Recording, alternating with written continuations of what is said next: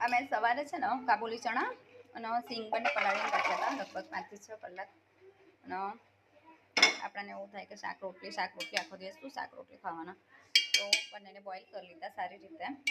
Boil કરવામાં મીઠું add કર્યું. બોઇલ કર્યા પછી જો આ રીતે પાણી બધું કાઢી દેવાનું. હવે એના અંદર ડુંગળી ટામેટા તમને ગમતું હોય તો તમે મકાઈ વગેરે નાખી શકો, કોથમીર નાખી શકો, પણ મારો બાબુથી ખાતો એટલે હું છે ને એ નથી નાખતી. બોઇલ કરવામાં આપણે મીઠું નાખી દઉં એટલે ડુંગળી ટામેટાના હિસાબથી થોડુંક મીઠું, સંચળ મીઠું નાખો, થોડોક કાળા મરીનો ભૂકો, થોડોક જીરાનો ભૂકો અને લીંબુ પણ એડ કરજો.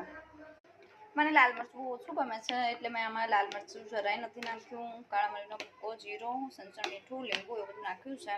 હવે આમાં તમે દહીં એડ કરો તો એકદમ બહુ સુપર લાગશે ખાવામાં, તમને ટેસ્ટફુલ લાગશે. પણ ભાદરવો મહિનો છે એટલે દહીં ના ખવાય.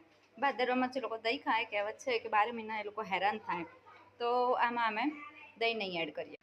આ છે ને મને નથી ભાવતું, પણ આ તમારા લોકો માટે ડેકોરેશન કરું છું. તમને ભાવે ને એટલે જો સરસ લાગે છે ને. હવે ખાઓ તમે પણ.